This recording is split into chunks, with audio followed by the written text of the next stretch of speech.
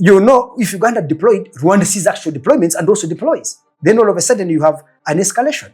And let me tell you, in those situations, sometimes countries can go to war even when the two leaders of each country are committed to avoiding a war. Intelligence officials can manipulate intelligence information to achieve particular ends. So information may be given to a president in order to achieve an aim. A president can act genuinely in the genuine belief that what he's doing is the right course of action because he's been given wrong information. So running the government is a very difficult business. Governments, of course, have intelligence and counterintelligence. But when your system gets compromised, you can end up acting outside your own best interest. Yes, you can be self-destructive.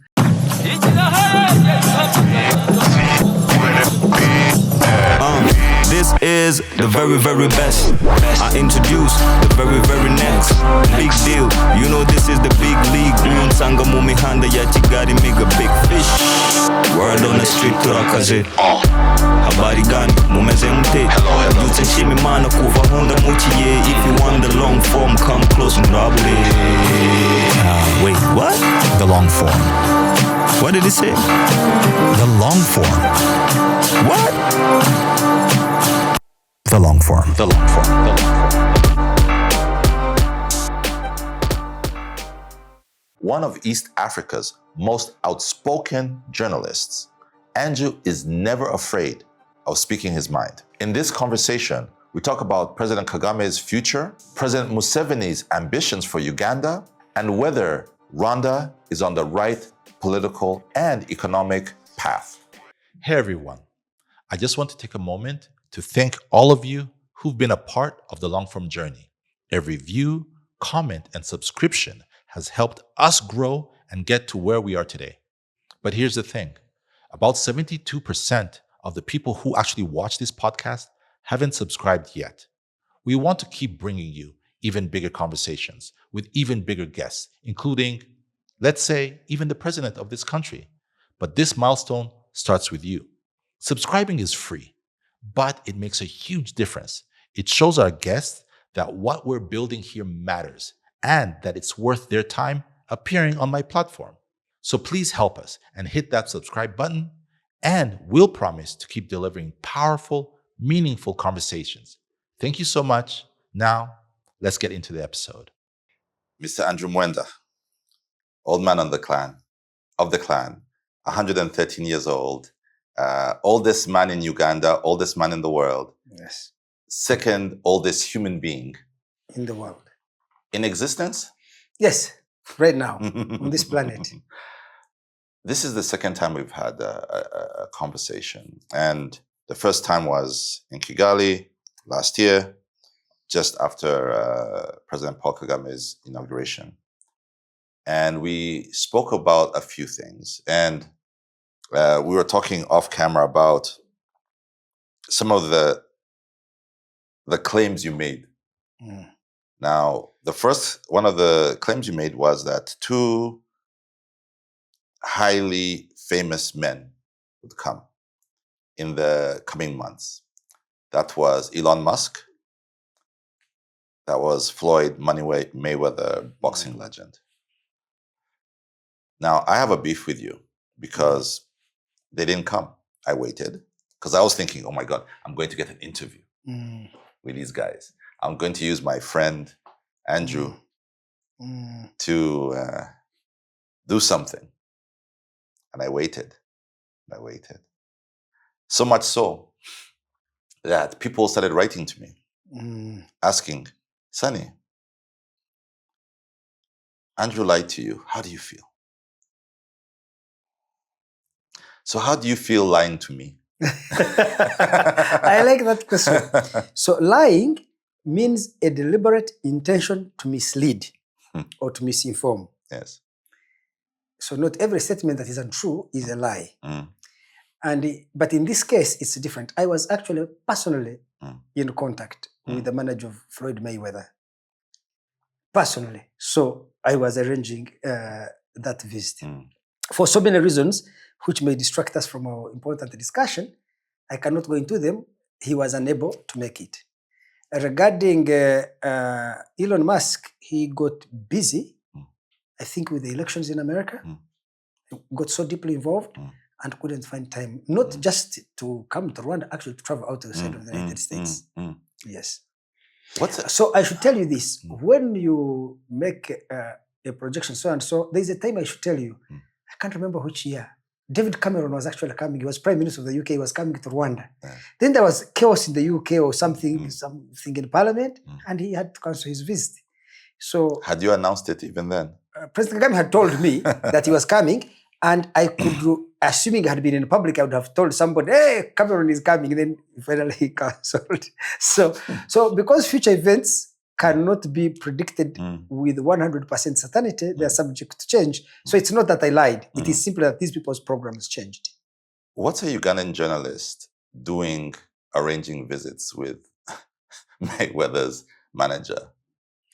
Well, remember, people know that I know Sunny. So if they want to reach Sunny, they may contact me and say, like you have called me and said, I want the telephone number of so-and-so. Can you help me secure this interview? So you are not a fixer, but almost a social lubricant. People know that I have a relationship with the president in Rwanda. So many people who want to reach him, I thought, oh, maybe contact Andrew Mwenda, and they come to me. Talking about your relationship with the president, last year you talked to, when you described him, you said he was the most trustworthy man you knew. That his word, when he gave you his word, you could take it to the bank.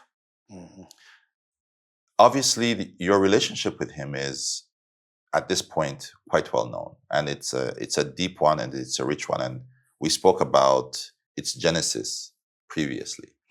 I want to talk about some of the work that you do with him, right? So last time we just kind of talked about your relationship, but there's another part of you where you're actually not necessarily a civil servant, but you do work alongside other people for the betterment of the Rwandan nation. And that's with other colleagues in the Presidential Advisory Council. So that's you and maybe not more than 15 other eminent business minds, politicians, financiers, medical professionals who are supposed, I guess, to advise the president at a strategic level. How does Andrew Mwenda, a Ugandan journalist, get into the Presidential Advisory Council? When did you even get in? How is the invitation? Because I'm sure you can't, it's not a job you can apply for, no. right? It's not put on Google ads.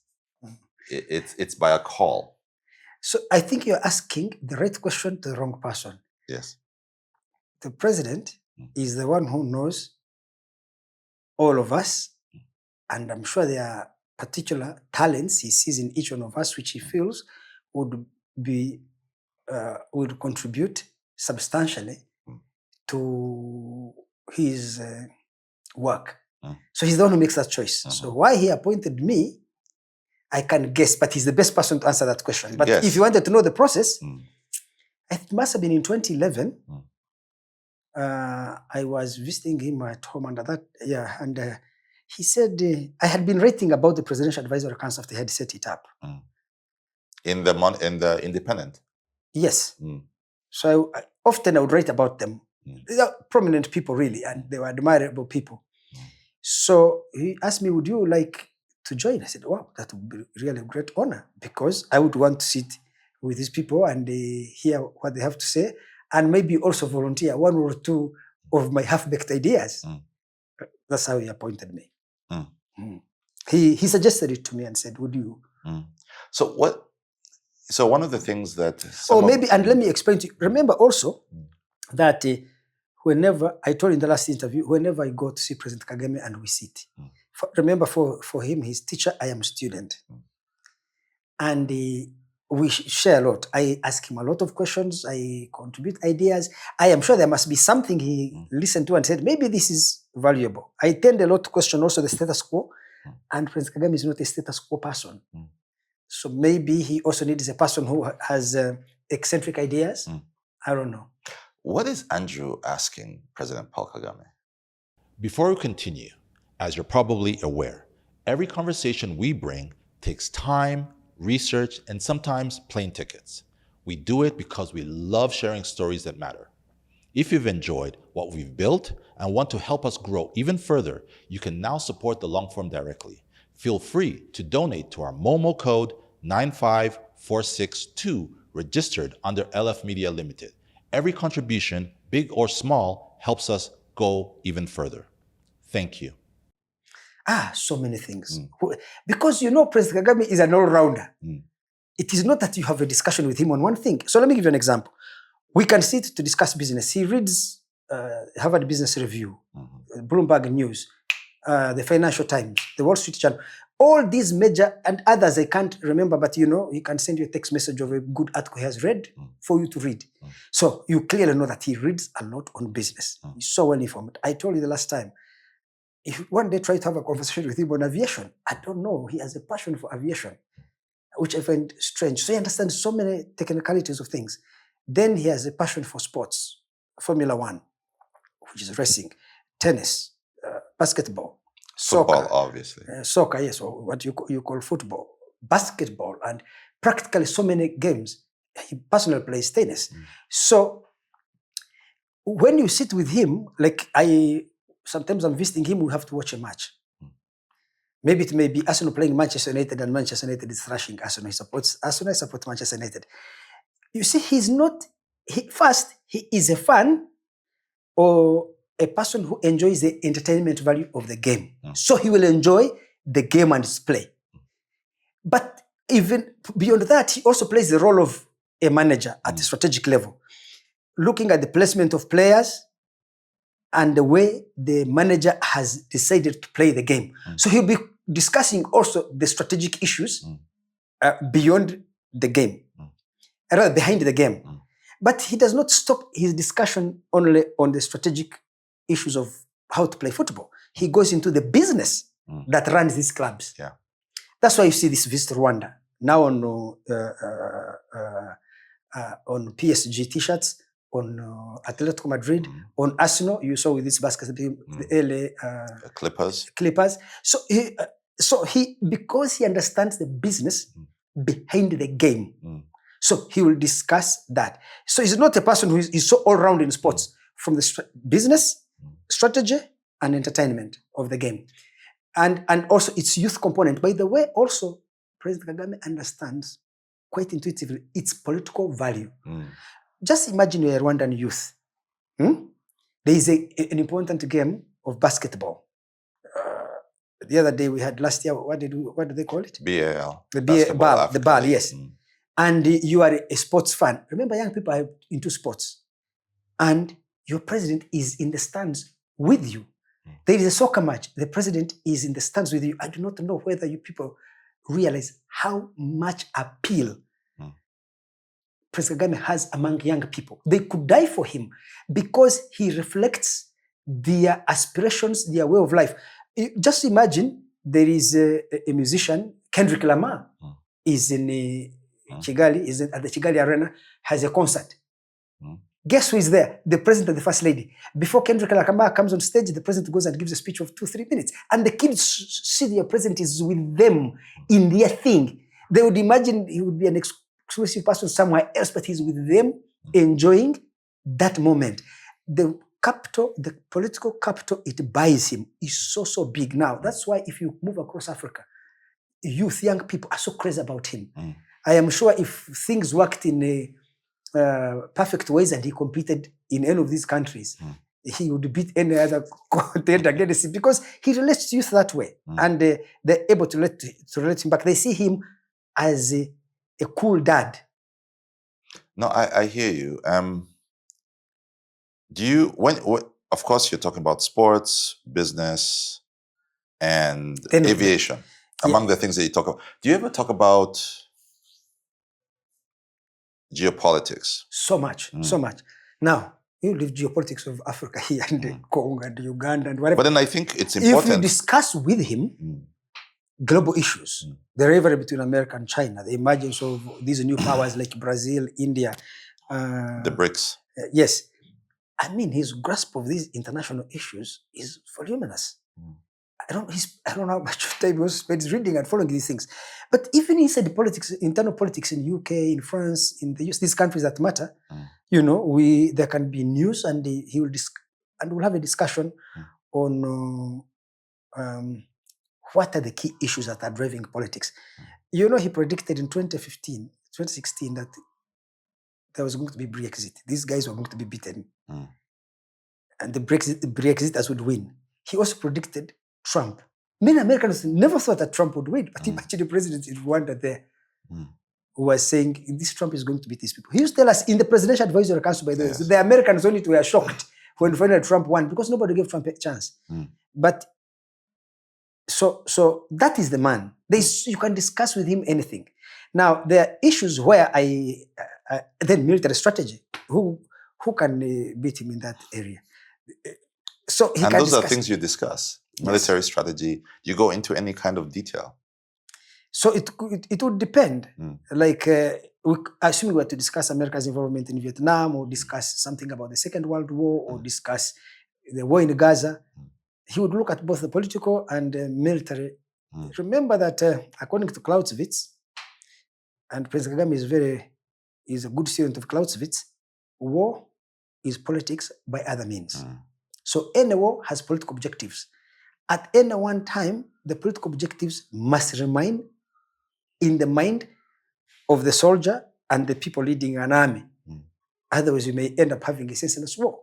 So when the guns stop, they should stop only because you have realized the political objectives for which you went to fight. And you discussed,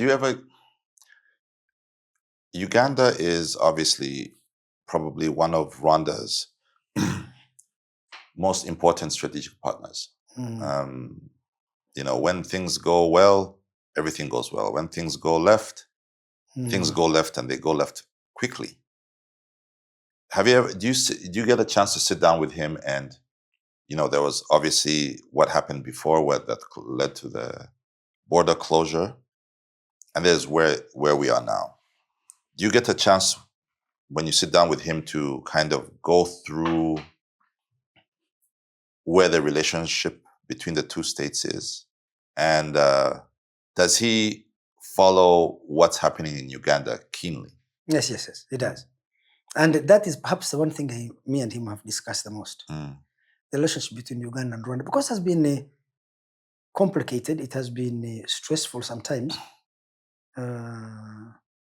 and something that concerns him. He grew up here, so he has a keen interest in whatever happens in Uganda. He has friends here. What don't people know that because you sit so closely with him? What don't people know about the reasons why things don't work? Because everyone on every side, whether it was journalists, everyone was coming up with their own hypothesis of the challenges. But obviously, you know a lot more than we do. Because to know the challenges is then to be able to ensure that they don't reappear. It's prevention is always better than cure. What didn't the average Joe on the street know about what was actually the cause in a larger framing, right? So we remove it from individuals, right? Because individuals can change. But are there certain foundational issues that, whether it's young Ugandans, young Rwandans, need to understand so that we ensure that the challenges just don't come back, ever? That's a profound question you have asked me. So when Uganda and Rwanda started the quarrels, 2018 there, they started slowly. You cannot easily mark a date, but they reached an escalation point in 2018. In 2019, I wrote an article, and I said I have been an envoy of President Museveni to President Kagame, and President Kagame's envoy to President Museveni. So I was a go-between. Said you should go back to March 2019. Because I was in Japan when the border was closed on February 28th, I must have returned about March 8th. So around mid-March, I wrote a long article. It's even a post, I have it on Facebook. I said, President Kagame had consistently told me what issues he had with Uganda, and I enumerated them. So I knew the issues. On the other hand, I had tried to, each time I talked to President Museveni, he said he doesn't have a problem with Rwanda. So, but when I meet soldiers, chiefs of intelligence of Uganda, ministers, they give these rumors on the side, Rwanda has not done this, Rwanda has done this wrongly. But these are things that are said in buzz. There's been no official communication between Uganda to Rwanda to say this is a complaint we had. So I said I'll write a second article to explain what my feelings are as the cause of this conflict, which was asking me about the individual, to remove the individuals. So that article was published in the Independent and was posted on Facebook. I did the second one, and it was never published. I was requested not to publish it, politely not to publish it. So who requested? Okay. So you'd been asked to choose a side. I was asked or warned, I don't know what to say. Just don't put your thoughts out there. Don't put your thought out there. So I will not go into the details of it. But the point I was making in that second article is that my own feeling is that there is structural stress between Uganda and Rwanda because they're involved in strategic competition, strategic security competition in this region. Especially in the DRC. You talk about the DRC in this case? In the entire region. I have this sense. Now remember, I'm trying to second guess President Yoweri Museveni. Sure. Because he has not given me his views, he holds his cards close to his chest. President Kagame was very open with me. I do not know whether there is any issue he felt in his heart, in his mind, which he did not share with me. So I feel very confident when I'm talking about his position. President Museveni, maybe he didn't trust me enough. Maybe he thought I'm Kagame's spy. And if I was in Museveni's shoes, certainly I would not trust him. When I would think he's Kagame's spy. Yes. Although earlier on in 2011 and 2017, he had trusted me and they had been a go-between. So I felt when I look now as a geostrategist looking at issues of grand strategy, President Museveni has been the security czar in this region.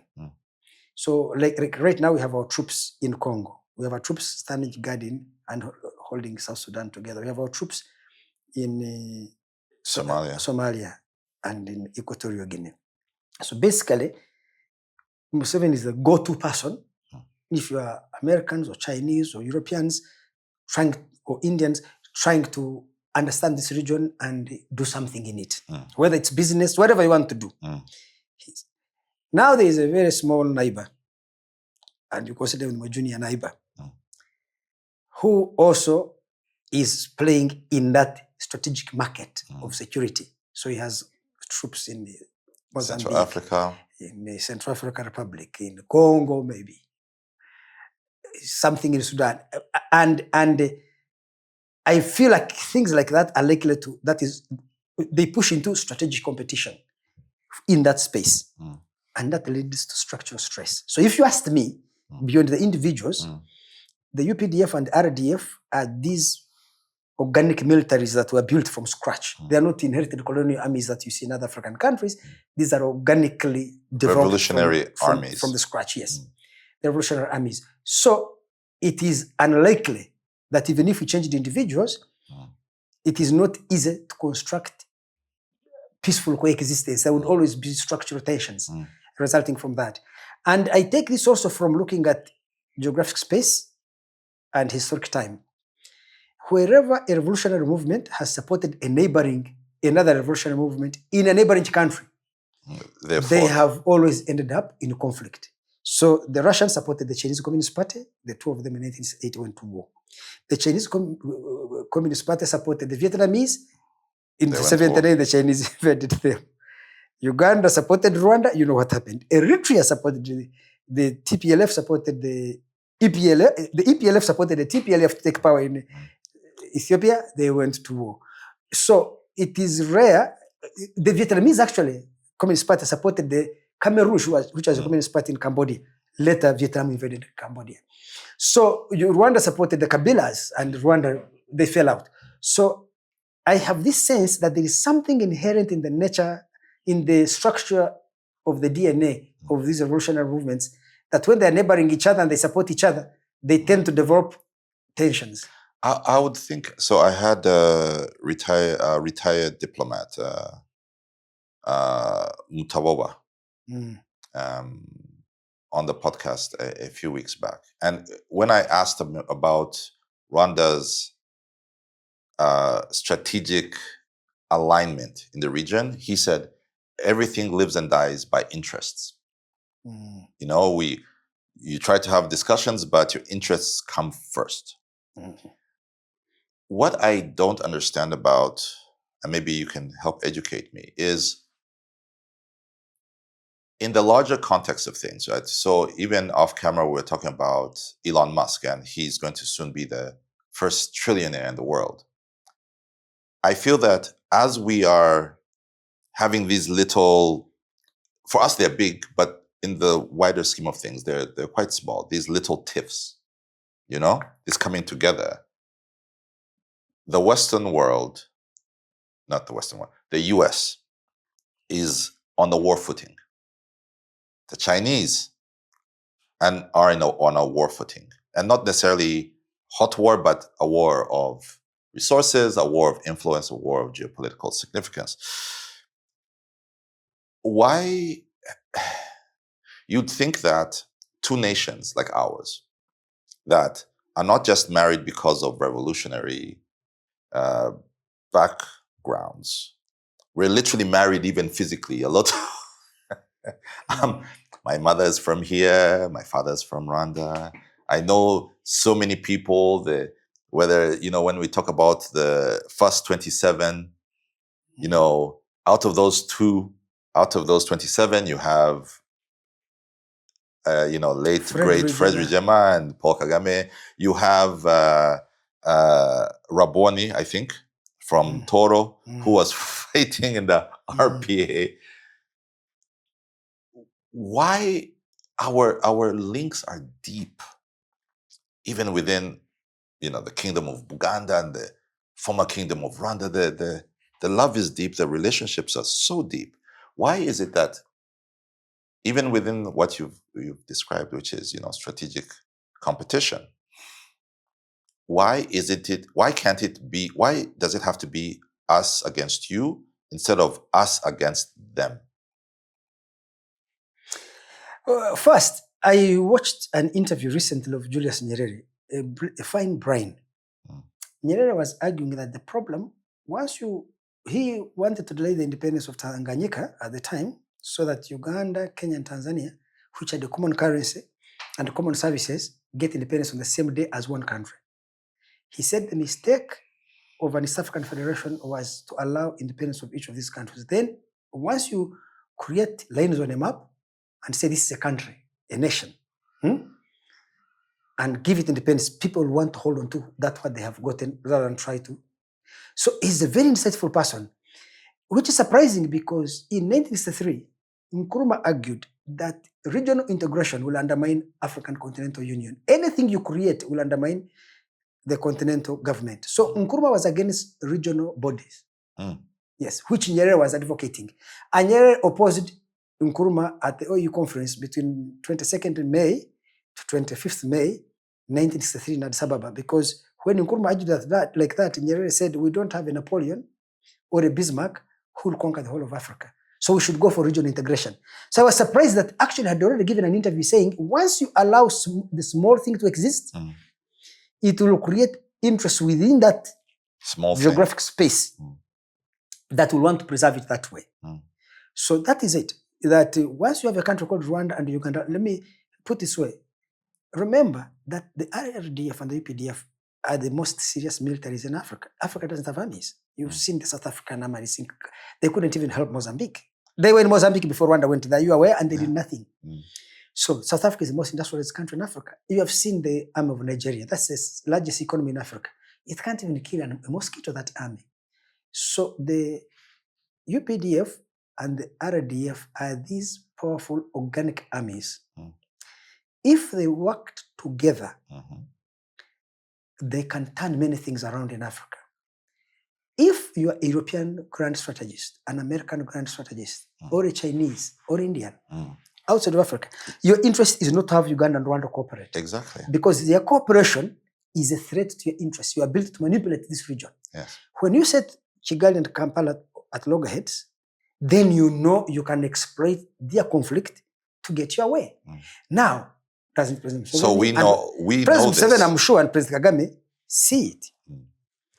But can I tell you something? It's like a person who is addicted to cocaine or alcohol. Yes. You know that they know I have a problem of alcohol or I have a problem of drugs, but they just can't stop. So I think that the power is like other forms of addiction, that we sometimes think that people will follow a logic, or what you call the best, an optimum course of things. But I think human affairs don't work that way. It is very frustrating. And for me, because I was there, if I had been, I told you, I knew the Rwandan concerns. If I had full power to address them, I felt they were small. Okay, if they were small, they were things Uganda could address to their satisfaction. Now, of course, I'm not a Ugandan decision maker. It's possible that I am blind to certain interests, fears, and anxieties Uganda had, which were not told to me. And I'm sure the Ugandans feared to explain them to me because you might be a spy. I might be a spy. So, but even if I am a spy, I think I'm the best spy, because if you may want Kagame to understand your fears, you see, the only way I can resolve my conflicts with you is for you to be honest with me. So I could use Andrew Mwenda to send a message to Kigali that these are the problems. These are the problems. And they may appear to you in Kigali stupid, but for us they matter, right? And the people in Kigali are not stupid also. They could perhaps understand your context. But I felt, and remember I'm constrained, I don't want to criticize my country, but I was really frustrated because I felt we as Uganda were not giving a clear position outside of bars and rumors and guys, security people meeting me by the street side or coming to my office and telling me rumors. The Ministry of Foreign Affairs of Uganda, the Ugandan security establishment did not raise these complaints officially to the government of Rwanda. So it becomes difficult if you are in Kigali's shoes. I'll give you a simple example. Rwanda sent us a list of 240 names with the files of people who were considered genocidaires or had been involved with FDLR. On each name, there was a file of details of what these people had done, and they wanted us to arrest them and send them back. And I clearly insisted it should happen. But Uganda also, this is Tumukunde was Minister of Security, said he had 1,000 people, whatever. They said Uganda had been arresting, or Rwanda had been kidnapping people from Uganda and taking them. Now, of course, there are people Uganda had officially arrested and officially handed over to Rwanda. And it frustrated me so much because the Ugandan security was claiming Rwanda has abducted these people. I said, okay, you give me the list of every Rwandan who was abducted by the Rwandan government from Uganda, and don't just give a name. I can go and write 500 names or 20,000 or 1 million. Give a file the Rwanda have given to us. These are the details. It was Sunny. He was arrested on this day, from this place. This is a photograph. This is identity. There must be detail. A mere presence of a name does not tell anything. Tumukunde is still alive. As a Minister of Security giving me information of this type. It was so frustrating. So you want me to take these names? The other people who were there, I knew how they had been handed over. They had been handed over officially by government of Uganda. So, and Uganda was saying Rwanda kidnapped them. It became so frustrating for me. By the way, I should tell you, in 2018, I made a deliberate decision that let me stop going to Rwanda because people here are going to put me into a lot of trouble. I spent 4 years without going to Rwanda until MK, God bless Muhoozi, intervened and had this matter resolved. Maybe you should interview him. He should tell you. You'll see what you can do. Because I had these issues. Up to now, I appeal to the Ugandan government and security establishment. Let them raise these issues. they have with Rwanda. And let us discuss with Rwanda. If Rwanda fails to respond appropriately, then we can hold them accountable and can say they have led to the collapse of the relationship. So that's why I'm advising you should go and read my articles then. We had issues with the electricity transmission line, we had issues with the standard gauge rail, we had so many issues where Rwanda felt Uganda is deliberately frustrating it, where I felt Uganda should explain what are the impediments. You may wish to know that at one time, I even called delegation of Uganda and Rwanda in Kigali, Minister of Finance of Uganda or Minister of Action of Uganda on this side, as if I was anything, to try to say, we agree in the meeting, have a position, we come back to Uganda, the Ugandans have changed. Or for that matter, what was agreed cannot be done. Now, let me again be kind and fair to my country. You've seen our roads are broken. So how can we are failing to do our own roads? Maybe you could say, Ugandans commit to many things they cannot do. Every day we promise we're going to do roads, we don't do them. We're going to build hospitals, we don't. Or sometimes we build ghost hospitals and ghost schools. Maybe this is where Rwanda needs to think about Uganda like this, that we have our own internal problems that make it difficult for us to live up to our own commitments. Promises. Yes. So again, you've discussed something. So you've named some, what I'd call the old guard, right? Mukunde, and you haven't Then there mentioned... was, the others, I never had discussions with them, they avoided me. Abel Kanduho Yes. was manufactured because he went and I had kids I used to take to Rwanda. At Makerere University, I would rent a bus, take them, because I wanted younger Ugandans to see what is happening in Rwanda, to show them it's possible to be a poor country with good infrastructure. There are things you can do. President Kagame always says this. It is not true that because we are poor, then we are fated to live in potholes and garbage. So I will take them to roads in Rwanda, which are community done. This is a road, all of us, we're in Kololo here. This is a very rich place. An acre of land here goes for $3.5 million. Can you believe that? $3.5 million. So the people who live here, each one of them is living in a house of $5 million, $10 million, or $6 million. Apartments of $500,000. In Rwanda, people come together and raise money and call the city authorities and say, we have raised this amount of money. What contribution can you do? We want to do our road here.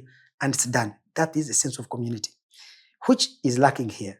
So I will take these younger Ugandans to Rwanda to see these things, to the hospitals, to public parks, to see that a better country and a better city is possible.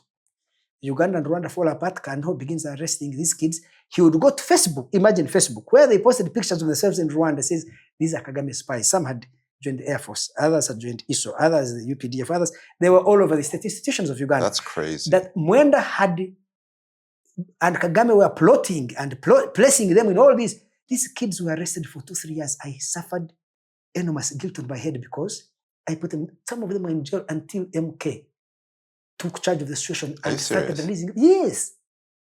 I don't want even to cry again on TV. It was so painful for me because these kids, I put them in serious trouble. What had they done? Nothing.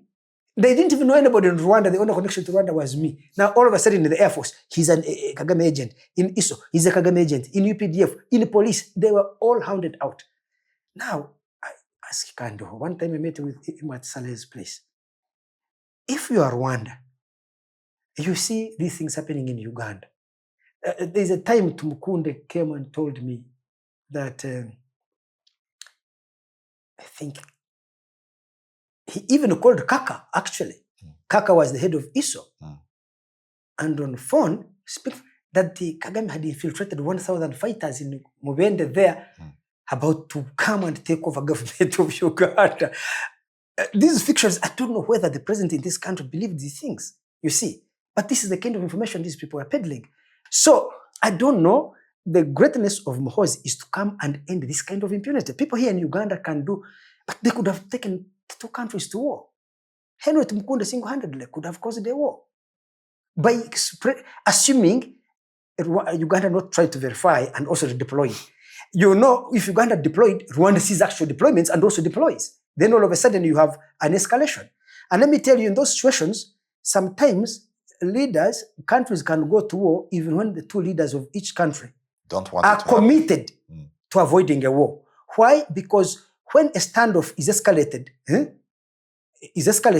leaders may think that any form of withdrawal or stepping down, they may lose their aura of greatness. Or the authority to lead. So you can find a war breaking out. You should study, there is a book called Guns of August by Barbara Tuchman. It's about the outbreak of the First World War. How misinformation and miscommunication led the world into a conflagration. There's another book, Sleepwalkers. I can't remember the author. It's about the First World War. The First World War was a series of mistakes. And for me, having read those books, having spent a lot of time talking to President Kagame about these things, and of course talking to General Muhoozi here, I'm always afraid that this Ukraine thing, you can have a nuclear war tomorrow. Ukraine is the worst thing to happen in the world. And people take it lightly. So, if you read the Peloponnesian War, both Archimedes II, the king of Sparta, and Pericles, the ruler of Athens, were actually personal friends, and they were committed to avoiding the war. But you should read Thucydides' story, the history of the Peloponnesian War. The war breaks out because of this miscommunication. So I was trying to show you, again, my side of Uganda, which I was seeing. And I felt people here were trading in fake intelligence or had maneuvers they were doing, which were quite risky. Why would they do that? It does not seem. I have not the It does slightest not clue. seem clever or logical. Sunny, And- I and have no clue. I have no clue. You know, it's scary because, you know, as the led, when we look at our leaders, sometimes a leader will do something and you'll say, I don't fully understand this, but maybe I don't understand it because I don't have enough information. Correct. It almost, from your little insight, it's giving me, I'm a little bit afraid because it then seems like the leaders actually don't know what they're doing. It's possible. And that they will throw us. And it doesn't have to be about Uganda or Congo. But then I think this is, Uganda and Rwanda. But because it's maybe telling me something about realpolitik and how intelligence services can mislead politicians, how interests can be misaligned. It's super scary. And again, as one of the led, I certainly hope that my politicians are not messing around with our lives, because these are real human beings. To avoid things like that, if I was a president of a country, thank heavens I'm not, is if your subordinates know that there are adverse consequences for doing things like that, they will never do them. Here they are not. Isn't Tumukunde going back to parliament? Isn't he a minister? I do not know. But No. what? Isn't But he a anyway, he minister was right now? removed Yes. from that incident. He was, I think, removed 4 months later. I hope it's 1 or 2. I do not know. I think he's minister now. He's not. He's not a He's minister. not a minister. Yes, he was dropped after that incident. He was dropped maybe within 4. That was in December. He was dropped in March. Whatever the reasons he was dropped, I don't know whether they corrected that incident or whatever it is. But that is my recollection of the events at that time. But you see, what I should tell you about governments do not act on the basis of truth. Governments act on the basis of information they have and believe to be true. Or want to be true. Now, the problem is that sometimes governments can actively manipulate, intelligence officials can manipulate intelligence information to achieve particular ends. So information may be given to a president in order to achieve an aim. A president can act genuinely, in the genuine belief that what he's doing is the right course of action because he's been given wrong information. So running the government is a very difficult business. Governments, of course, have intelligence and counterintelligence. But when your system gets compromised, you can end up acting outside your own best interests. Yes, you can be self-destructive. You should read a lot of the history of America, most recent history of America, about the involvement in Vietnam, how the American military and security and foreign policy establishment, when I say establishment, it's not just the ministry, the State Department, but the think tanks, the military industrial complex that profit from this war and the thinking they have shaped, how they continually misled the government and themselves about the progress of the war until 20 years later. The Taliban were growing stronger and stronger. Now, this is the most industrialized, most sophisticated country with the best brains, the best universities. You should read a book called The Afghanistan Papers, or another book called something written by Scott Horton on Afghanistan. It is incredible to see how the US government would lie itself. The military would tell lies. They would do, okay, they would not tell lies, but they would manipulate the truth. Like they would say, the Taliban, the American casualties have gone up. Rather than say we are being beaten, they say it is because we have intensified our operations against them. That's why we're receiving a lot of casualties. If we hadn't increased. So the public thinks that, hey, now there is serious pushback that is happening. When America was there for 20 years and they spent $2.1 trillion and left military equipment worth more than 200 billion on the ground. Why? It's because they were lying to each other. So Uganda and Rwanda have to think about these things. So your friend, when you were blessing the skies for Muhoozi, how, right now, at the time he was not CDS. He was CLF, yes. Command of the Land Forces. Yes. Now he is. What is he doing? Because he's one of the things that he loves to talk about is, he would tweet Rukundo Rugume, right? Let love continue between Rwanda and he's tweeted very positive things about the RDF and talking about the brotherhood between the UPDF and the RDF. Do you think he, as the CDF, understands? Because we talked about, when we're talking about the global order and, how these two armies are sometimes at loggerheads.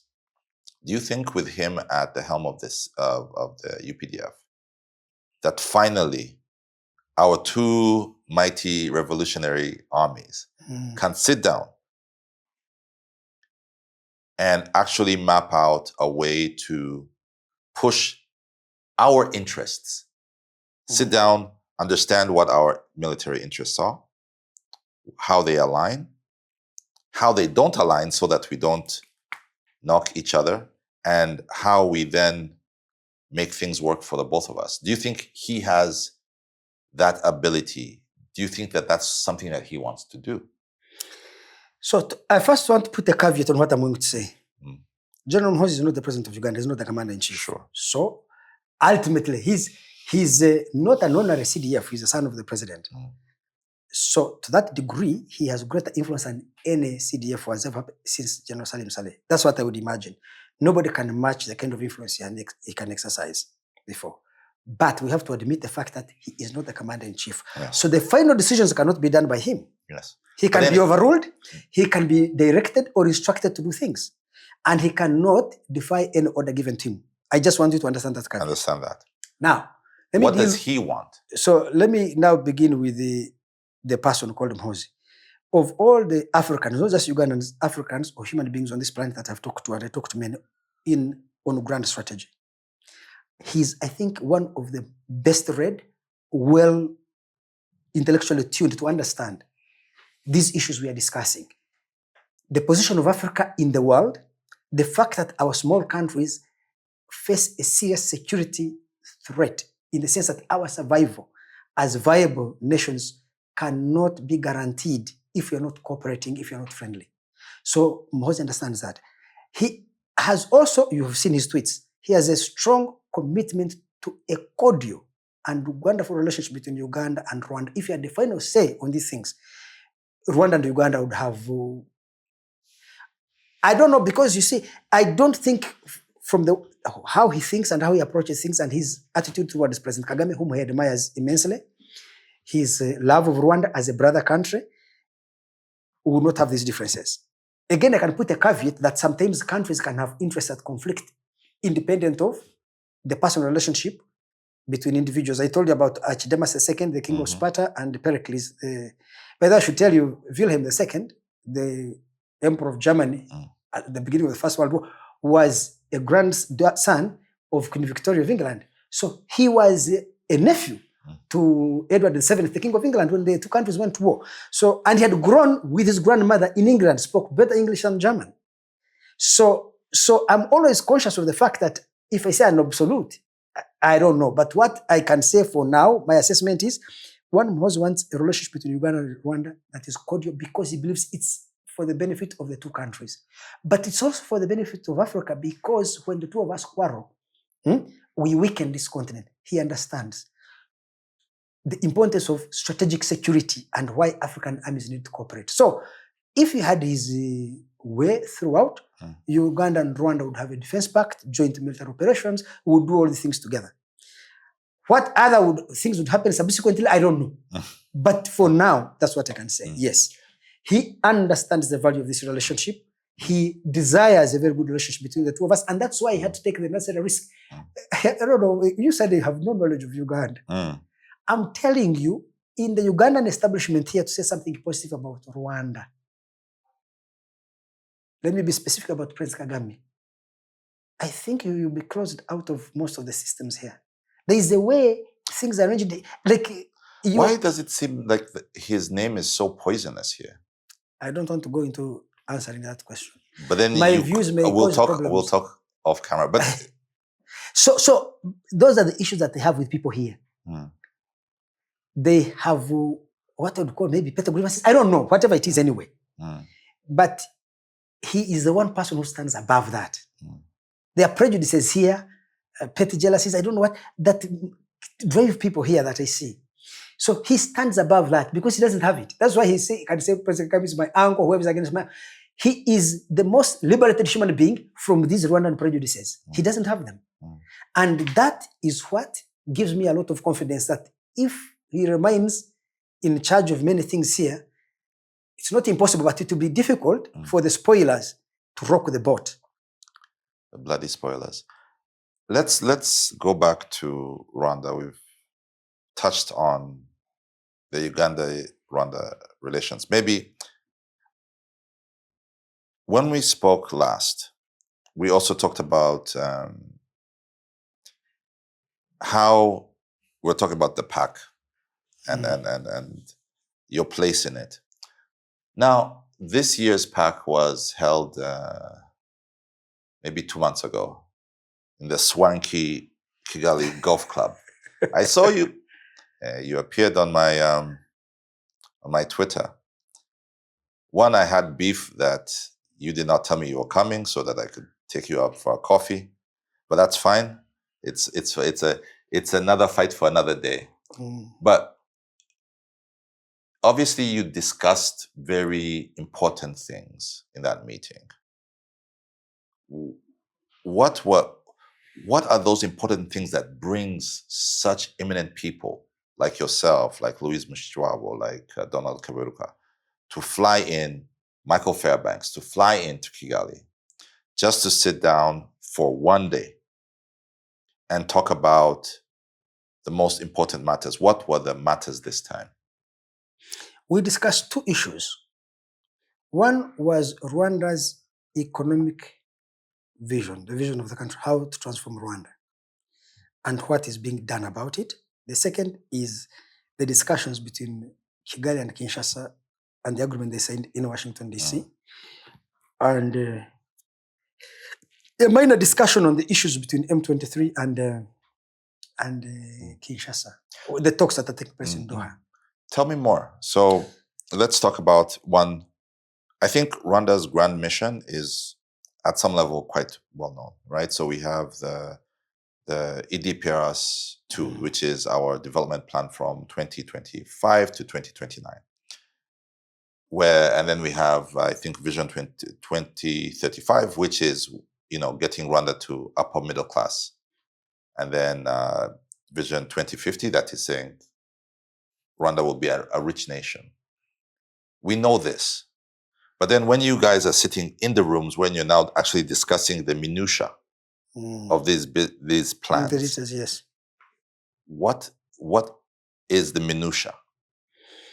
So there was a presentation by Minister Godfrey Kabera, yes, who is the Minister of State for Finance, yes, and a presentation by Jean-Guy Africa, the CEO of RDB, on Rwanda's plans, first of all, around Bugesera Airport, finishing with the airport and the logistics hub that is going to be built there so that Rwanda becomes the logistics hub for this region. And then the Formula One circuit that is going to be put there because Rwanda wants to host Formula One. This is what I like about President Kagame and Rwanda. By every measure, South Africa wanted to host Formula One and failed. Now, of course, you have Algeria, you have Egypt, you have Nigeria, you have all these, Kenya. There are many African countries that have much more than Rwanda and they don't feel competent to do it. But President Kagame feels Rwanda can do it. Doesn't that inspire you? So I saw when he finished, he was walking out. A journalist asked him as he was walking, and he stopped and he said, "But your country is small and poor, and how can you do this?" He said, "We don't see ourselves like that." And it came so natural to him. We don't see ourselves like that. So you may think Rwanda is small and poor with a small population, a small geographical space, a small economy. Rwanda is actually, okay, for that matter, at least the Rwandan president has convinced the Rwandans that that's not who they are. They are something big. They play in the Premier League. So that is, we're looking at Rwanda's plans on electrical generation, on infrastructure development, on aviation, on tourism, and how in the next 10 years, I think 10 years or 15 years, Rwanda wants to have its GDP multiplied 5 times, which is incredible. The second thing we are discussing is Congo, which I think the agreement is fairly good between Kigali and Kinshasa, in the sense that Kinshasa commits it will fight FDLR, which I wonder whether they can, because FDLR is part of the presidential guard there, it's part of the army, and it's most effective fighting force of FADC. So how can Kinshasa cut the hand that feeds it? So I'm not so sure about, you see, you can trust Rwanda's commitments, what of Kinshasa's commitments, that's one. The second, they also reached an agreement that, okay, you can, because of the instability in Congo, investors are not going to put their money there. Minerals can be mined in Congo and refined in Rwanda. I don't see how Congolese elites will allow that to happen. Can accept that, which is in the interest of Congo. But in the emotional feelings of sovereignty by the Congolese elites, that may not fly. So I cannot say cautiously optimistic, because I don't think I'm even optimistic. In any case, I don't think that the elites in Kinshasa there and their president have a commitment to their country as opposed to a commitment to themselves and their interests as individuals. Let's go back to the economics, because I know that's something that you really love. You've said that Rwanda has a plan to almost more than quadruple its GDP. So right quintuple, now, actually. Quintuple. So right now we're about $1,000. That would be, in 15 years, that would go up to $5,000 per person per capita. One of the things that we kind of discussed offline was in terms of how much, because everything costs money, right? So money, we either having, you can have as many development plans as you want, but do you have the cash to sustain those development plans? Do you want to build small modular reactors, nuclear reactors? You need at least a couple $100 million. You want to build a national stadium? That costs money. You want to build warehousing around the Bugesera airport? That costs money. It's well known that Rwanda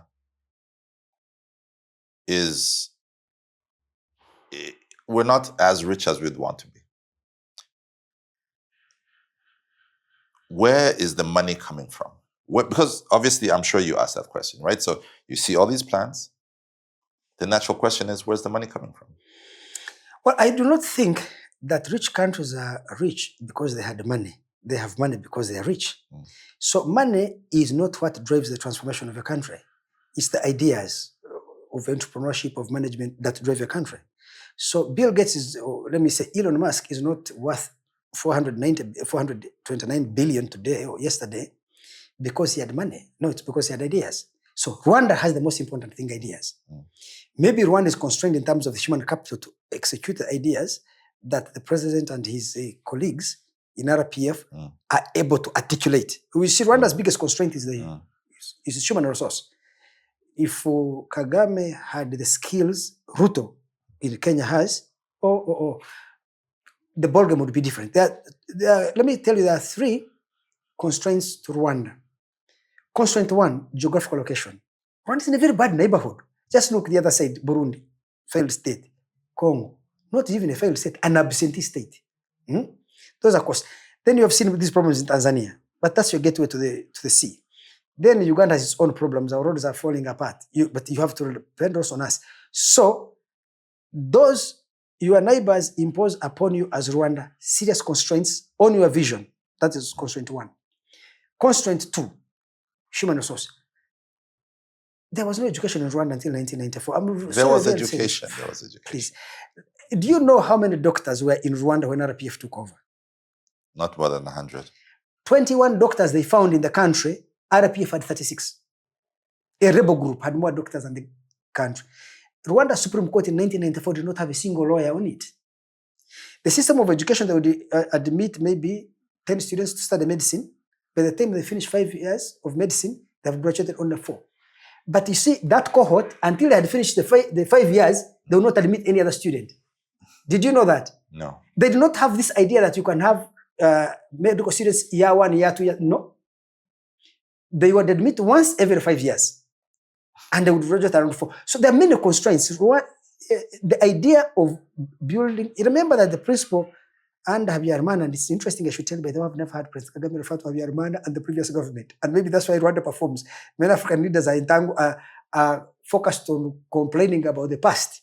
For him, he's always talking about the future. But under Habyarimana, they used to have a principle called umrumo nukuhing, ebindi namahirwe. Meaning, real work is cultivating the fields. The rest is gambling or luck. Am I translating Kinyarwanda correctly? Correct. Of course, RPF and Kagame come and say 1 laptop per child. You can see the leap from believing that all work should be people living in the gardens to people, every kid having a laptop. So Rwanda's advantage, therefore, so I've told you the constraints. And you're asking where will money come from? Money will follow ideas. Ideas don't follow money. That is 1. The second thing is I felt in that Presidential Advisory Council meeting we had that the Rwandan Ministry of Finance is very conservative. And I think this conservativeness emerges from the fact that they have consumed a large dose of IMF, World Bank, neoliberal thinking about economic transformation. You see, the World Bank and IMF's ideas are very good. They can give you what they call short-term allocative efficiency. Resources will be efficiently allocated to those who are supposed to use them. But that short-term allocative efficiency does not address the issue of structural transformation that lies at the heart of the development process and the needs of that structural transformation. So Rwanda has a debt to GDP ratio of 75%. What does that mean? Just quickly for people who don't understand. So assuming your GDP is 14 billion, so how much is your debt relative to that GDP? If it's 10 billion, then you're about to 60% or something like that. So Rwanda's debt to GDP ratio is 75. And remember, we have this idea that it should be kept at below 50. I have never known why somebody came and drew a line in the sand and said GDP, debt to GDP ratio should not exceed 50%. GDP is not a resource of a country. So why would it be based on that? In any case, the most important indicator is your ability to service your loans. Now, let me give you about Rwanda's debt. Rwanda's domestic debt, the one that is denominated in its own dollars. Its own francs. Rather, its own currency. It costs Rwanda only 5% of her revenue to pay local debt. But a country cannot default on a debt issued in its own currency because this is something you have monopoly power to print. The only fear is inflation. Right? The second is the foreign currency denominated debt. That takes only 9% of Rwanda's foreign exchange earnings. 9%. 9. Now, let me tell you this. In 1990, when Africa was in serious economic doldrums, most African countries' debt service obligations exceeded 100% of their foreign exchange earnings. 100%. The World Bank did a big study in 1989, 1990, Africa Development Report, something like that. They did a study showing the financial crisis Africa was facing because debt service ratios to export earnings were 150%. That's why the IMF was rescheduling the loans and stuff like that. So I felt like this. So I asked the Minister of Finance, you need to look at a country's net financial assets, the country's ability to service its loans, its foreign exchange earnings, and its domestic revenues. So debt service takes about 30% of domestic revenue. So I'll address two things where I feel,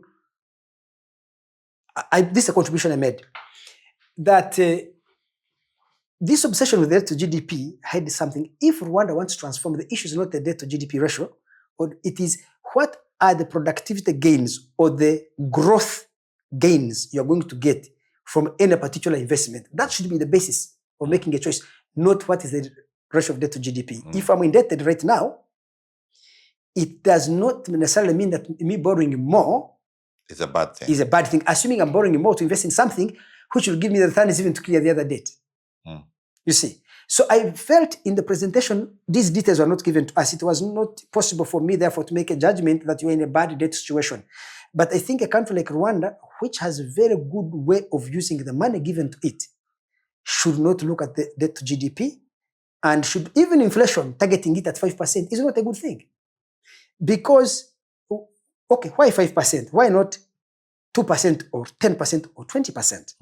Because your inflationary target cannot be an end in itself, as IMF presents it to everyone. It must be a means to an end.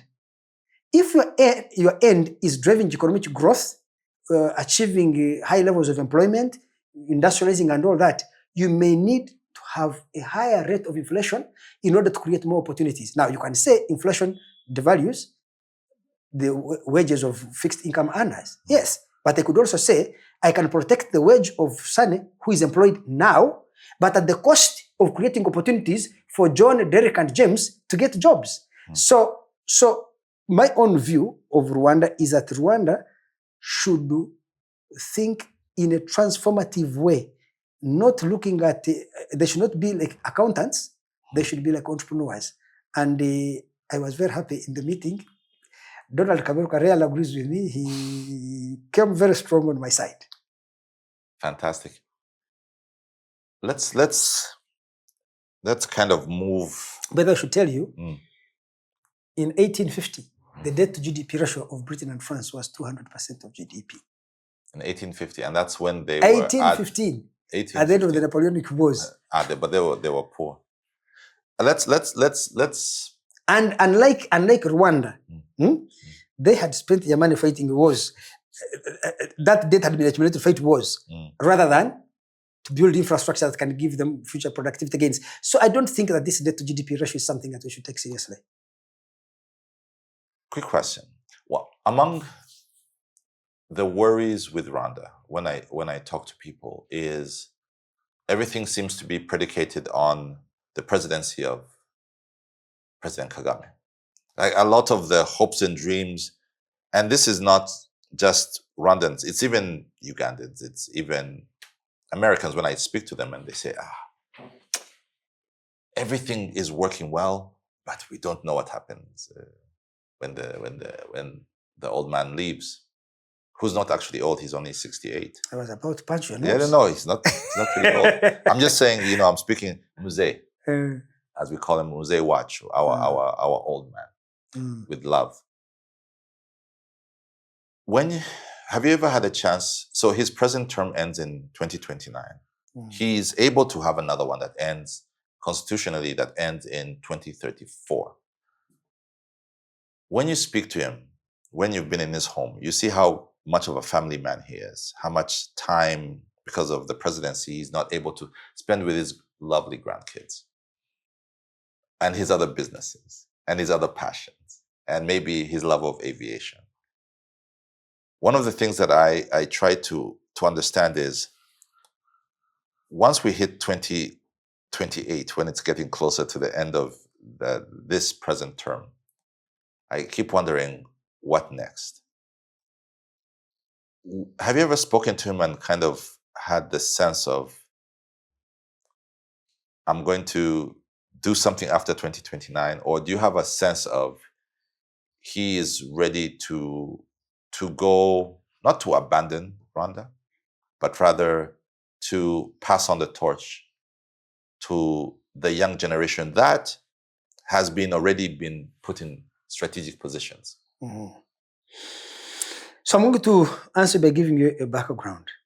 One, I honestly believe that if there is anybody who is committed to living power graciously, voluntarily, and easily, that I know, is President Paul Kagame. That you know? Yes. You know many people? I know many people. He is very, very light about it. Why? Because I have been studying this man. Actually, I was one time approached by The Economist. I don't know whether they were, in newspapers, for powerful people, you write obituaries along, so that if a person dies, you just go update it and print. Yeah. Or whether I do not know whether they're doing a profile on him. So they sent a journalist from South Africa interviewed me. Another time they called me again, and that was, when was that? Recently? 2 months ago. Then someone came from Kenya for The Economist to interview me. So I'll share with you what I even shared with them. So I was telling them, the thing about him is that if you have stayed around, Kagame has a life that is so rich and wide that the presidency is a great thing for him to be transforming Rwanda, but it is not his entire life. It's an aspect of his life. So let me begin with the family. I've done videos, and those now my phone is blocked. But I'm very happy with my videos because you can see when he's at home playing with his grandchildren, dining with his wife and his children. He has a close knit family, and their relationship, the camaraderie among them, is something that brings him a lot of fulfillment and satisfaction and meaning. So he's most relaxed at home. And the greatness of that man is that when he leaves office and goes home, you can never go to President Kagame's home, whether it is in Muhoozi or in that person, Gako, yes, Gako, or even in Kigali at his home. You don't find the president of Rwanda there. You'll find a father, a friend, a husband, a grandfather, an uncle. I don't know how he's able to do that. You cannot find the president of Rwanda in his home. He's separated. So he's able to host his friends, his family, talk and relax. So that is one. It is something that is meaningful to him, and the presidency takes that from him. Two, his interest in sports. He watches Formula One, watches basketball, tennis. Ask him about any tennis player or a tennis game. Soccer, all of you guys know soccer, but so he's into all these sports things that consume a lot of his time and give him satisfaction, give him pleasure, give him relaxation. Then I have told you his interest in business. Look, RPF has an investment company called Crystal Ventures. He's its patron, yes. I can tell you 98% of the ideas that drive that business are his. They're his ideas. So he is a brilliant business entrepreneur. Now, his knowledge of military issues, geopolitical issues. Then he has friends. President Kagame, if things were easy and he was visiting Uganda, he can come here to visit me. I've been with him in New York or London and elsewhere. He has friends. They go out to dinner. I have driven him in Kigali, by the way. Not him. Which car? But sometimes I drive one of those presidential vehicles. We go to a restaurant. You have lunch at a restaurant in Kigali. Banyarwanda, walk over to him, ask for selfies and take pictures with him. You should know this.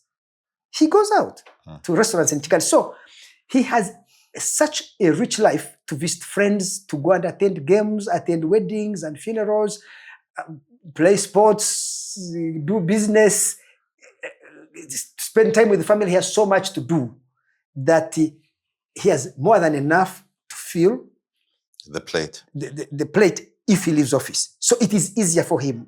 For so many people I know, it is much, much more easier for him to leave office. The great psychologist Erik Erikson said that the great life requires a creative balance between three realms: love, work, and play. So that is love of family and friends and community. Then work is the job that you do because it also brings you satisfaction and a purpose. And then play to find something that is extracurricular, whether it is swimming, going into cinema, going in for poetry, things like that, or going for games, sports and stuff.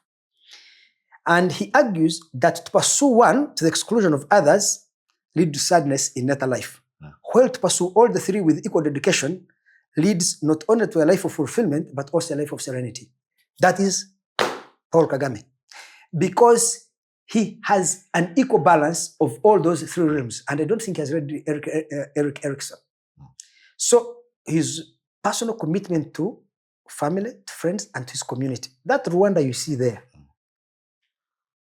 that is his signature, I can tell you. I do not think if he was not there. Okay, there is some potential in Rwandans which has exploited and used to achieve that signature. Clean roads, well-polished security forces, and an honest bureaucracy. Rwanda has, I told you, has a problem of human capital, but why does it punch above its nose? It's because he has been able to cultivate, or from what you would say, recultivate the Rwandan identity. There is a Nobel laureate in economics called George Akerlof. He wrote a book with Rachel Cranton called Identity Economics. In it, he argues what makes a great country, a great organization, a great company, firm, FIRM, or a great individual. He says it's not incentive pay and it's not professional competence. What is it? It's identity. And he gives the example of a plumber. It is when a person makes that leap in identity and says, I'm an excellent plumber, I'm an excellent journalist, I'm a great lawyer, a great boxer, a great engineer. Then they want to see great engineering in their work. I'm a great surgeon, they want to see great surgery. I'm a great plumber, they want to see great plumbing or great carpentry. You get. That, hold a second, my grandson, that is what defines success. You can be highly paid and you're doing competent work and you're an overpaid hick. Or you can be highly professional, competent, but you don't see yourself as great and you don't achieve great results. Now, I'm surprised George Akerlof did not quote Muhammad Ali. What was Muhammad Ali's statement all the time? He was not maybe the best. I'm the greatest. I'm the greatest, and that's how I become the greatest. So, what has Kagame done in Rwanda around identity? One, he has taught the Rwandans, or for that matter, recultivated this idea. Maybe it existed in pre-colonial Rwanda. In Rwanda, in the I am a Rwandan. I have dignity. I am great. I can stretch my arm and touch the sky. That is his personal philosophy. But it is also a personal philosophy he has inculcated in Rwandans. Let me tell you, you go to Rwanda, people don't see this. But you drive from the airport. So there will be a police vehicle parked by the roadside. A police traffic vehicle. It will be clean, spotless, with its sirens. Next on the traffic lights, there will be a policeman. Polished boots, starched uniform, standing straight, lean, not these pot-bellied African policemen you find on the road, lean, young, and focused on his job. But let me tell you, what is that Rwandan telling you, that police officer? He's telling me, I'm a Rwandan, I'm a person of dignity, I'm a person of... So there is something he has taught Rwandans, even him, the way you can see he dresses, the way he handles himself. You see a Republican Guard soldier on guard, the way they will stand and position themselves. There's everywhere you go, whether you walk on the street, the pedestrian side walk on the side, you call this retaining walls and the flowers that planted in them, the pedestrian sidewalk, the boulevard in the middle, the palm trees, the flowers that are pruned, the lawns that are mowed. It is to reflect a particular type about Rwanda, to tell Rwandans this is what we are. Even the communities, I was telling you here, when they come together, let's do our road. It's because we are in Rwanda, we should live on a road that is decent. Me one day, my friend Dennis Kareva invited me, Carrera, former Deputy Inspector General of Police, to go and visit his construction site. So I drive there. There was dirt, and the dirt goes on my tires. So I'm driving, I reach traffic lights, I stop. Somebody's driving me, I stop on the traffic lights. The police officer approaches us and complaining, says, why are you dirtying our streets? Your car, couldn't you wash your car before leaving some dirty place? Now remember, we have not committed any offense in the crime book of Rwanda, so he cannot issue a ticket or anything. But this ordinary citizen, police officer, felt compelled to come and tell these drivers beyond the aspects of the law that the Rwanda we want is not the Rwanda you're doing. I'm sure any other ordinary Rwandan citizen could have intervened and said, why are you dirtying our city? So that is what Kagame has created in Rwandans. And let me tell you, you talk of money, that's what Rwandan is, identity. Who are you as Rwandans? He has said, you can stretch your arm and touch the sky. Now, of course, you may not touch the sky, but touch the tops of the trees or just midway. But you'll have, again, punch far above your weight. Now you ask me about him leaving. Yes. I wanted first to give you context. Me, from that, what I believe, first of all, I don't know. Kagame is 68 years. And I don't know whether you know his sports habits. He's in the gym every day. His sleeping habits, he has the best sleep of any human being. And when he goes to bed, because everyone thinks he has, he sleeps, can go straight 8 hours or 7 hours of sleep. It's a very good thing because I think because he has good sleep, he cannot easily age. Then he has good family, he can't age. He eats well, he can't age. He does regular exercise. So he does all these things. You still have an asset. Please tell me, why do you want that asset to leave? No, for the sake of living? We don't want him to leave. Okay. The question you ask me him. Yes. Him, now that's the problem President Kagame has. He has a stubborn will. He thinks he should leave. If it was not for the Rwandans in 2016, was it 2016? Yes. He just added, whatever he said, no, I have to go. I don't want to look like all these Africans who have just decided to cling to power. He's very conscious of his reputation. I don't want to be like the others. Okay, but if you don't want to be like that, what do the Rwandans feel? Because when you're going away, people become anxious. In any case, okay, you feel you have built a large team of young people, a great party, great military, great state bureaucracy. Yes. Every day you stay is a big windfall to Rwanda. Me, if I was a Rwandan, it's like I would want to squeeze the last of his best out of him. Okay, if Kagame was not there, you think somebody would have thought of this Formula One? I have no idea. Okay, if you have no idea, how come outside of South Africa, 54 countries of Africa have not thought about it, and South Africa tried to think about it, it's highly industrialized, it failed. And I also tell President Kagame this, I think that because to him comes naturally, he thinks these things are easy. He doesn't do too much effort to do many of the things he does. These things in sports, I mean, what is Rwanda to have that kind of arena, to have that kind of stadium? Please tell me. Do you know any country of Rwanda's size and income that has that kind of stadium? Do you know any? No. So why do you think Rwanda has these things? So which African countries is on Arsenal, PSG, okay, let's say Marseille, Barcelona, which one? In Barcelona now you have, but this is a joke so that we can continue. There's the Democratic Republic of Congo.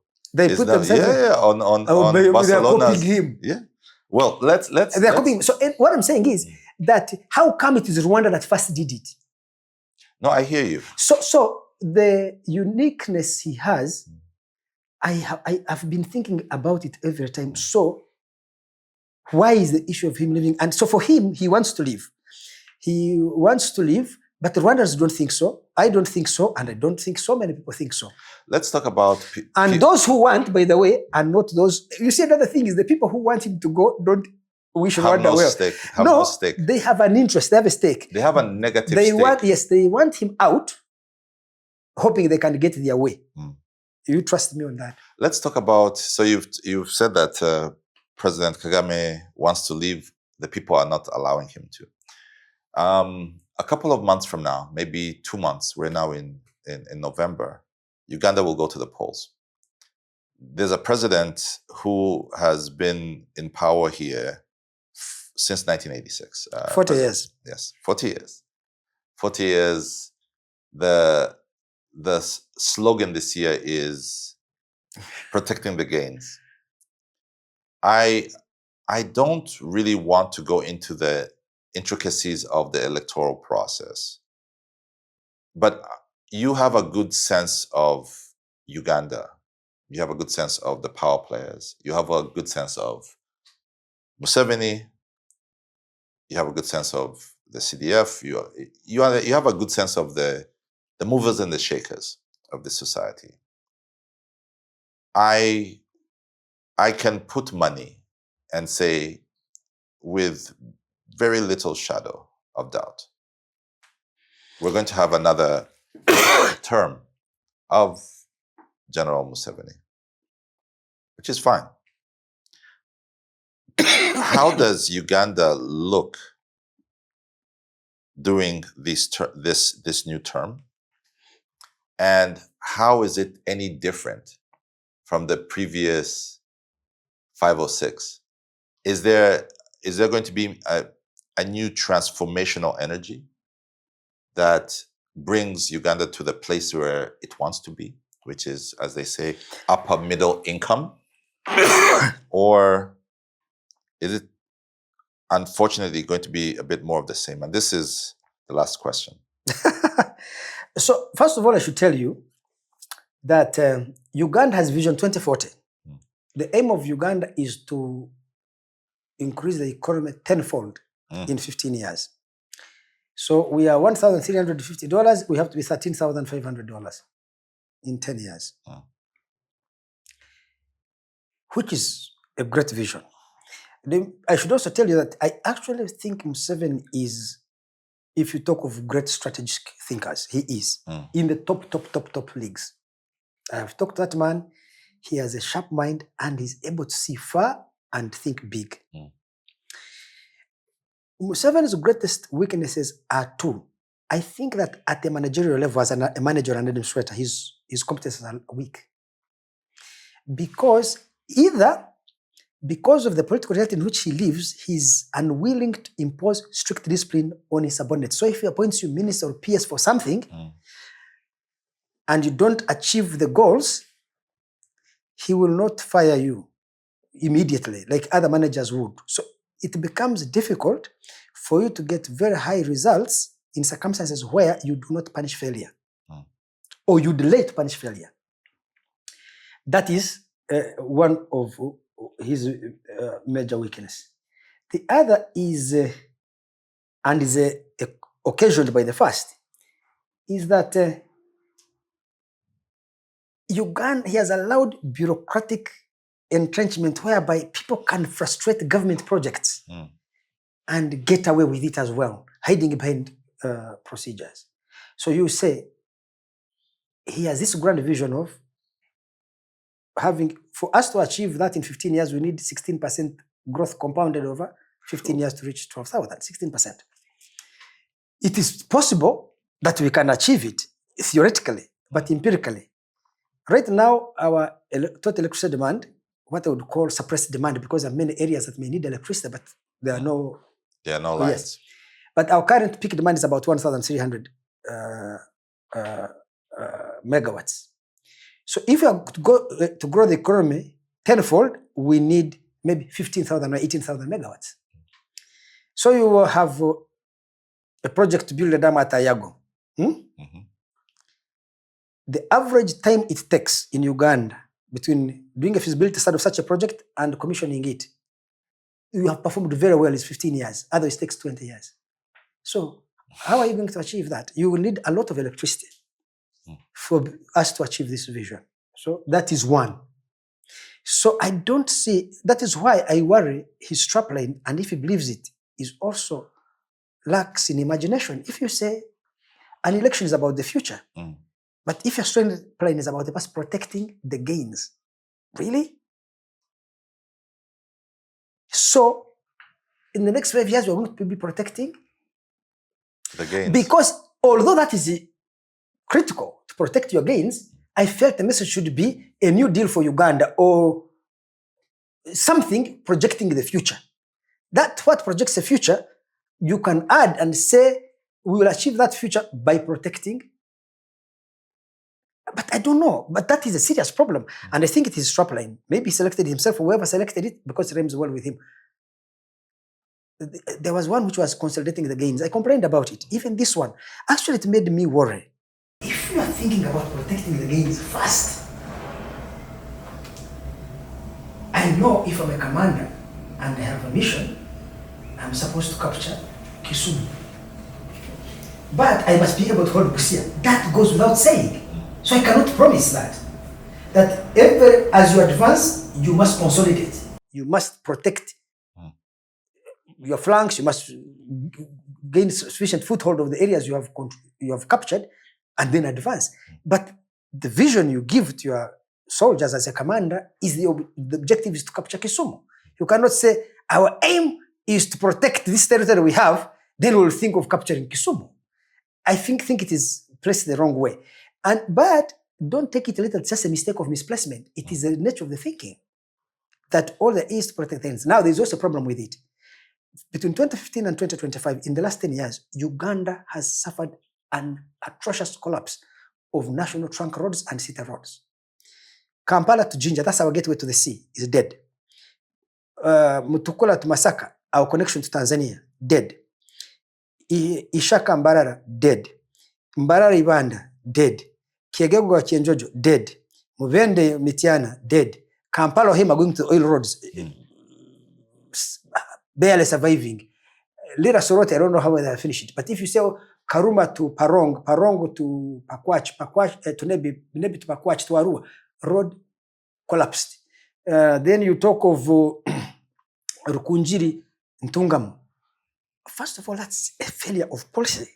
If you build 500 kilometers of road, new ones, and lose another 500 are completely in disrepair, you have added nothing. You keep saying these are a number of tarmac roads we have, kilometers, but many of them are in a dilapidated state. So, again, if you cannot maintain the roads that you have in good order, how are you going to drive these? See, these promises of Uganda, I critique them because these visions of Uganda, I critique them because it is Sun Tzu, the great military strategist, ancient Chinese military strategist, lived in 600 BC. He said, in a battle, in war, to know thyself and know the enemy. If you don't know the enemy, how are you going to fight them? If you don't know yourself, if NRM maybe doesn't even know itself, you have a serious problem of move around this city. This Kampala and Wakiso district surrounding it, they produce 65% of Uganda's GDP, 75% of total tax receipts. People, this is the most productive heart of Kampala. It's like the heart that pumps Uganda, Kampala and Wakiso. The roads are dead. People are losing 4 hours a day in traffic jam. The other day was at the National Planning Authority, they did a study which shows that because of congestion and bad roads and all these things that are happening in Kampala, Uganda loses 6.7% growth per year. You say... Listen to that, but 6.7%. no, it's crazy. And so then how is a president with that track record, how is he the most likely person to win a re-election? Well, it is because Uganda is a very unlucky country in the sense that while Museveni exhibits fatigue and inertia, I should tell you he still remains a better policy president than his opponents because now I don't know what Bob Wine stands for. I know what he stands against, Museveni's dictatorship, Museveni's corruption, Museveni's incompetence, but you saw this kid, Zoharana Mamdani, who won in New York City. Yes. Why did he beat the establishment? He came and told New Yorkers, this is what I'm going to do for you. He did not go out telling them Trump is a bad man. The Democratic Party has been being beaten because they're obsessed with Trump. Oh, Trump is doing this bad thing. Trump is doing this bad thing as the only thing you have to offer. This kid came and said, I'm going to give you cheap groceries. I'm going to freeze rent in the 1 million houses for and free buses. Free buses. And I am going to give you free childcare. Those things touch people deep. He was polling 1% in November. He won by 50-something% against all the billionaires poured money behind Andrew Cuomo and he still won. Why the Ugandans here don't see that? For so many years, they're always talking about human rights, corruption, dictatorship. Why don't you tell Ugandans what you want to do for them? So the opposition, because of their radical extremism, do not inspire confidence. This is what I'm going to say. How about General Muntu? He seems like he has a plan. He lacks appeal. You know, sometimes politics is also democratic politics is about emotions. I think he lacks. He has the plan for Uganda. He lacks emotional connection with voters. I think that is people don't connect with him emotionally. You know, politics is about emotions also. But let me come to the point I was trying to make that the opposition in Uganda wants to run on negative legitimacy. This is what Museveni has failed to do. And Uganda is unlucky in the sense that we are caught between a rock and a hard place, between two bad choices. And in those two bad choices, Museveni is a better choice. So what is likely to happen in this election is that most people may opt not to vote. So voter turnout may plummet from 57% to 45%. And Museveni can get a cool 55% of 45%. You know, in the last Nigerian election, voter turnout was 28%. 28% of the registered voters showed up to vote. So Museveni can still win that. Also remember, by the way, that whatever criticisms I can make of Museveni, he has been a very successful president because Museveni achieved three great things. One, he stabilized the political dispensation in Uganda. We had too many changes of government, coups, this, that. He has created one long reign, which has made it possible for you people to have confidence in the future and therefore invest. And two, he said, I am going to create a stable macroeconomic framework through which you can work. And that has given him economic growth rate of about 6.5% for the last 40 years. Uganda has one of the fastest growing economies in the world in 40 years. So if you come here, you will see people have, look, Kololo here, people are building skyscrapers upon skyscrapers, apartment blocks and selling. And it's private money. Yes, private money. And for me, so he has created a lot of private wealth, stabilized the political dispensation, but also made Uganda an anchor of security in the region. Uganda used to be the source of insecurity and instability. Now it exports stability. It is holding many Eastern DRC, Southern Sudan, Somalia together. So those are his achievements. His greatest failure is to convert this economic growth he has achieved, Uganda's revenue growth. You know, we were collecting the equivalent of 33 billion shillings in 1986. 33 billion. We collected 5 billion if you adjust it 2017 prices. I don't have the inflation calculator up to 2025. It is 33 billion. Let me assume it's 40. Today, URA collects about 70 billion per day. 70 billion shillings per day. So for that reason, I think that Museveni has no excuse to have these bad roads. He's collecting much more revenue. Whether you look at revenue per person, total population divided by total revenue, rather total revenue divided by total population, whether you look at public spending per person, per capita, total budget divided by the total population, everything has been going up and up. So he should not have an excuse. He can have, I would defend him with my life to say, at its current level of public spending, Uganda cannot afford to give its citizens a large basket of public goods and services, to have roads that are tarmacked everywhere. But Uganda can afford to maintain those that it already has. And you add new ones only when those that you already have are maintained in a good order. But 2,000 kilometers of road getting destroyed in 10 years, and you're pumping money into roads. I don't know where the Ugandan money is going. So what this campaign lacks, and that's why it is not generating a lot of enthusiasm. The opposition are preaching to the converted, those who already believe in their message. But they need to appeal to the undecided, those people who are saying, it's like me. Assuming my wife and I fell out of love and divorced, does that necessarily mean that she's going to marry you? No. You don't show up and say, because Andrew Mwenda and Fifi have divorced, then I have a wife or a girlfriend. No. So the fact that people have gotten disenchanted with Museveni does not automatically mean they will vote for they will vote for the opposition. And I wish, God help these people in the opposition. And they need to reach out to Ugandans and try to show them a different message. And these Boboan messages, I see this tyrant and all this, his vitriolic attacks on Museveni do not endear him to many voters, because many Ugandans want Museveni to go, but they want him to have a soft landing. So if you promise to send him to ICC, The Hague. Okay, why should he leave? In any case, Museveni has effective personal control over the security forces. If he feels threatened, rather than hand this country a prosperous commonwealth, he may bequeath us chaos and violence. Do you see? So the lack of strategic thinking, the lack of perspective in the opposition is so frustrating. So maybe Andrew Mwenda should be the one to run for president, because in my egocentric mind, I think I have an understanding of Museveni's fears and anxieties and achievements, which should be acknowledged and appreciated and consolidated, and the grievances of Ugandans which need to be addressed. Andrew Mwenda for president 2026. Let's go. No. Twaji. I am 113. I can't manage to You're above 26. They removed the age limits. That's why I supported it. because I was the You have best an beneficiary. ambition. Yes. Andrew, thank you so much for inviting me into your space here in the beautiful Kololo. And when you're in Kigali, I'll as call usual, this time. If not, what you do, go look for a wine called Moscato di Asti. yes.